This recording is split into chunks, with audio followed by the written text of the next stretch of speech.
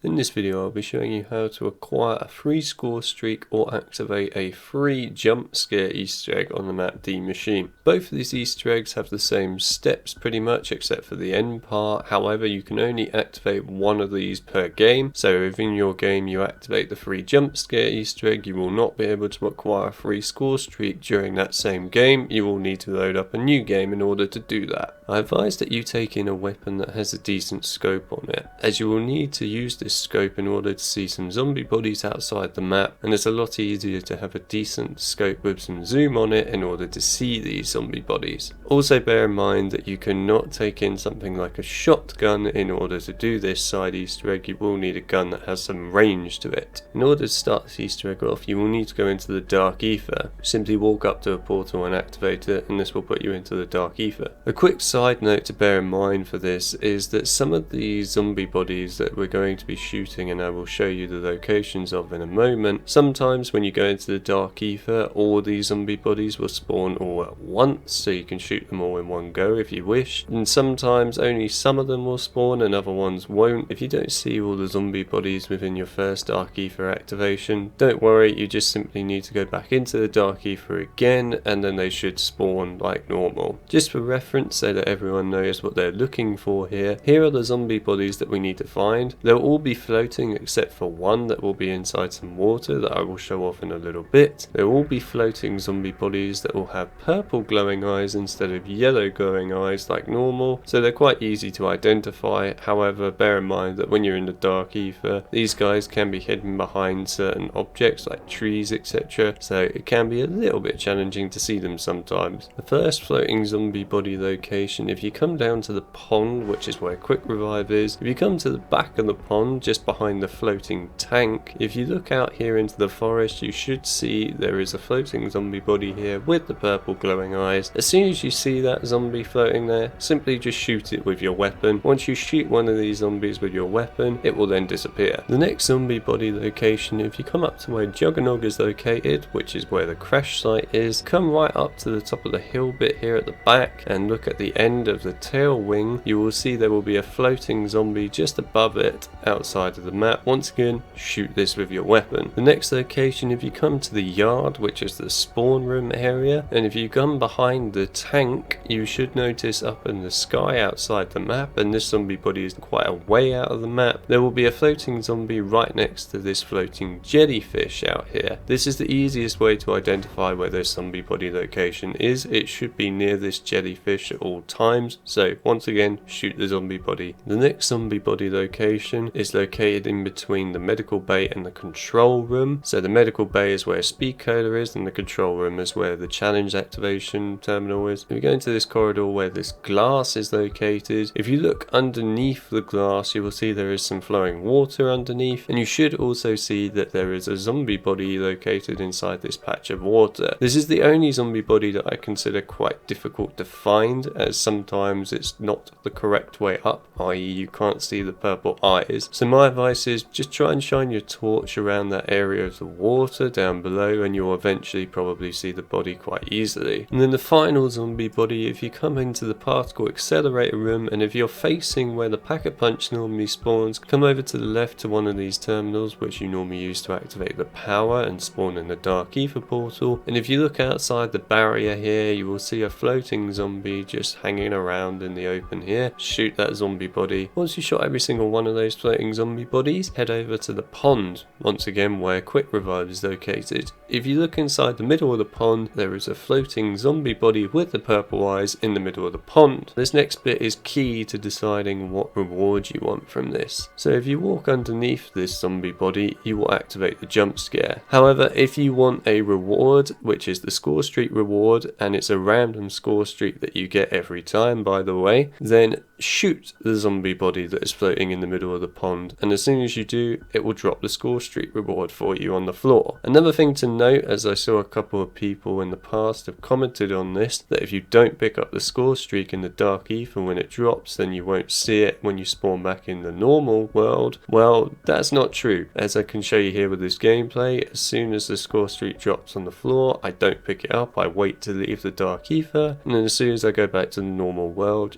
as you can see, the score streak is still on the floor. And that's all there is to this Easter egg. I will leave some gameplay quickly of me using the combat bow at the end here, as well as the jump scare from my perspective, and also from another player's perspective, who I want to thank for helping me make this, which is RetroSheep08, so thank you to him for being a part of this. Otherwise, if you need a guide for anything else with Die Maschine, then I'll leave a link to it down in the description, and I will see you all in the next video very soon.